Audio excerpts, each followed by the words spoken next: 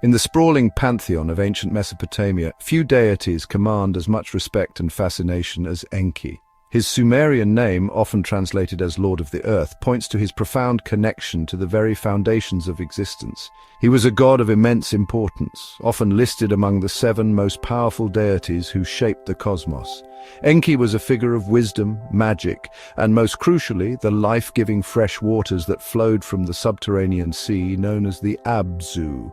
This domain made him not just a distant cosmic force, but a deity intimately involved in the daily survival and prosperity of the people who worshipped him in the Fertile Crescent.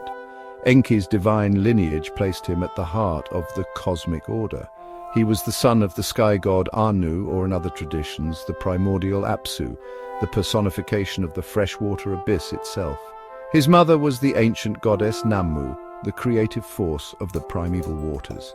This parentage firmly establishes his role as a bridge between the heavens and the watery depths below.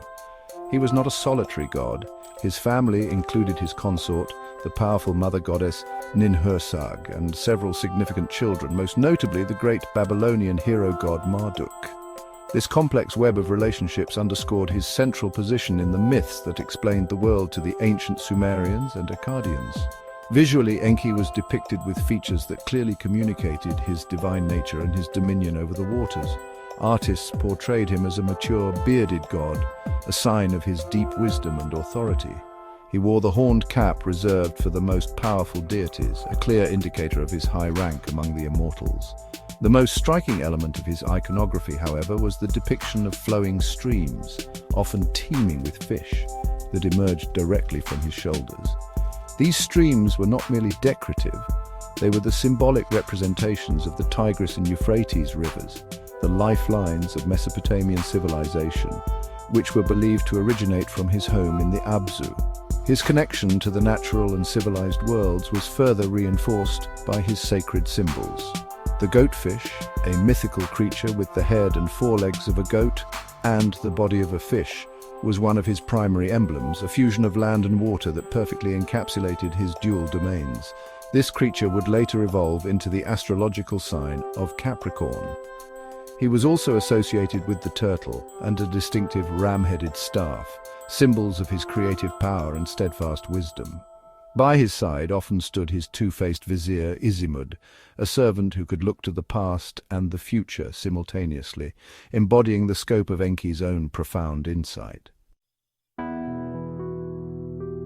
Enki's character is defined by his consistent role as a benefactor and protector of humanity, a stark contrast to some of the more capricious gods in the pantheon. According to the ancient creation myth, the Atrahasis, the lesser gods grew tired of their laborious work of digging canals and maintaining the world. Their complaints led the divine council to seek a solution, and it was the ever-wise Enki who proposed a brilliant idea, the creation of a new being to bear the burden of labor. He suggested that humanity be fashioned from clay, mixed with the blood and intelligence of a sacrificed god, thus infusing mortals with a spark of the divine from their very inception. This act of creation was not his only contribution to the human story. He was a constant guide and teacher, instructing the nascent human race in the essential arts of civilization. It was Enki who taught humanity how to build cities, how to organize society, and how to understand the intricate principles of justice and law. He was the divine source of knowledge for crafts, architecture, and, most importantly, agriculture. By revealing the secrets of irrigation and canal building, he empowered humans to harness the power of the rivers, transforming the arid lands of Mesopotamia into a fertile cradle of civilization and ensuring their survival and prosperity. The most dramatic tale of Enki's compassion is his role in the Great Flood, a story that resonates in many cultures. In this myth, the chief god Enlil becomes enraged by the noise and clamor of the growing human population and resolves to wipe them out with a cataclysmic deluge. The other gods are sworn to secrecy, forbidden from warning humanity of the impending doom.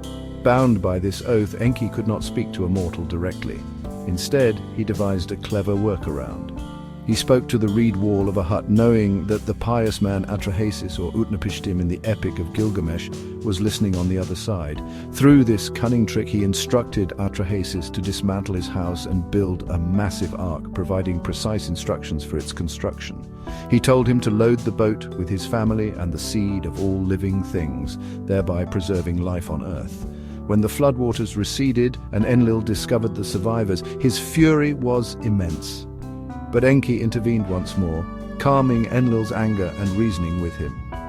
He argued for humanity's right to exist, establishing new measures to control population growth that were far less destructive. In this act, Enki cemented his legacy not only as a creator but as the ultimate savior of humankind.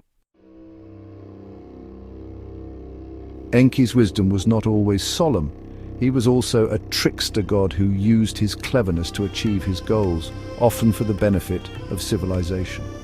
One of the most famous stories illustrating this side of his personality is the myth of Enki and Inanna. This tale chronicles how the gifts of civilization, known as the Mers, were transferred from Enki's ancient and venerable city of Eridu to the vibrant, up-and-coming city of Uruk, the home of the ambitious goddess of love and war, Inanna. The Emers were over 100 divine decrees or technologies, encompassing everything from kingship and priesthood to writing, weaving, and justice. The story begins with Inanna traveling to Eridu to visit Enki in his watery temple, the Abzu. Knowing her ambition, Enki welcomed her with a grand feast, and the two began a long drinking contest. Enki, famously fond of beer, became thoroughly intoxicated. In his drunken generosity and perhaps underestimation of Inanna's resolve, he magnanimously gifted her the sacred knees, one after another. He bestowed upon her the arts of civilization, loading them onto her celestial boat, the boat of heaven. Inanna, seizing the opportunity, wasted no time and immediately set sail back to her own city of Uruk. When Enki sobered up, he was horrified to discover that the foundational principles of his city's power were gone. His vizier, Isimud, informed him of his drunken blunder, and Enki immediately dispatched a host of sea monsters and demonic creatures to intercept Inanna and reclaim the precious cargo. He sent his envoys 7 times to stop her boat at various points along the river, but each time, Inanna, with the help of her own loyal servant, Ninshubur, successfully fought them off. She skillfully navigated the dangers and brought the Emers safely to the docks of Uruk, where her people celebrated their arrival with great joy. Ultimately, Enki had to accept his defeat. Realizing the Emers were now secure in Uruk, he traveled there himself, and, conceding to the new reality, officially declared his blessing upon the city and its people. This myth is more than a simple tale of trickery. It is a powerful allegory for the historical shift of cultural and political power from the ancient city of Eridu to the burgeoning metropolis of Uruk. It shows Enki not as a sore loser, but as a wise god who understood that civilization must evolve and that knowledge must be shared, even if the transfer happens through cunning and audacity. The center of Enki's worship was the city of Eridu, believed by the Sumerians to be the very first city created in the world. His primary temple there was known as the Abzu, or House of the Abzu, a name that directly linked the sacred structure to his divine domain. Archaeological evidence shows this temple was a place of immense historical significance, rebuilt numerous times over thousands of years, with its origins stretching back to before 5000 BCE. A key feature of the temple was a pool of fresh water, a physical manifestation of the Abzu itself, which may have influenced the later use of sacred pools in mosques and holy water fonts in Christian churches. People worshipped Enki, seeking his wisdom in matters of statecraft, his creative inspiration for crafts, and his healing powers. They prayed for his intervention to ensure the fertility of their lands and the abundance of fresh water from the rivers and canals he governed. His worship was not confined to Sumer. As Mesopotamian culture spread, his influence grew. The Akkadians, Babylonians, and even the Hittites adopted him into their pantheons, where he was known as Ea. His stories were retold and preserved for millennia, a testament to his vital importance in the religious and cultural life of the ancient Near East. The lessons embedded in the myths of Enki remain profoundly relevant today. His stories champion the pursuit of knowledge not for its own sake, but as a tool for solving problems and improving life. He embodies a type of leadership that is rooted in compassion, cleverness, and a deep sense of responsibility toward the world and its inhabitants. Unlike gods who rule through fear or absolute power, Enki leads through wisdom and persuasion. His choice to save humanity from the flood teaches a powerful lesson about balancing justice with mercy and valuing life above rigid adherence to flawed decrees. For anyone interested in the origins of civilization or the enduring power of ancient stories, Enki remains a figure of immense significance. He reminds us that true wisdom involves a balance between creation and preservation, between cunning and compassion, and between order and the flexibility to adapt to change. He is the divine craftsman, the patient teacher, and the kind protector who understood that humanity, with all its noise and flaws, was a creation worth saving. His legacy is a timeless testament to the idea that knowledge, when guided by kindness, is the most powerful and life-giving force in the universe.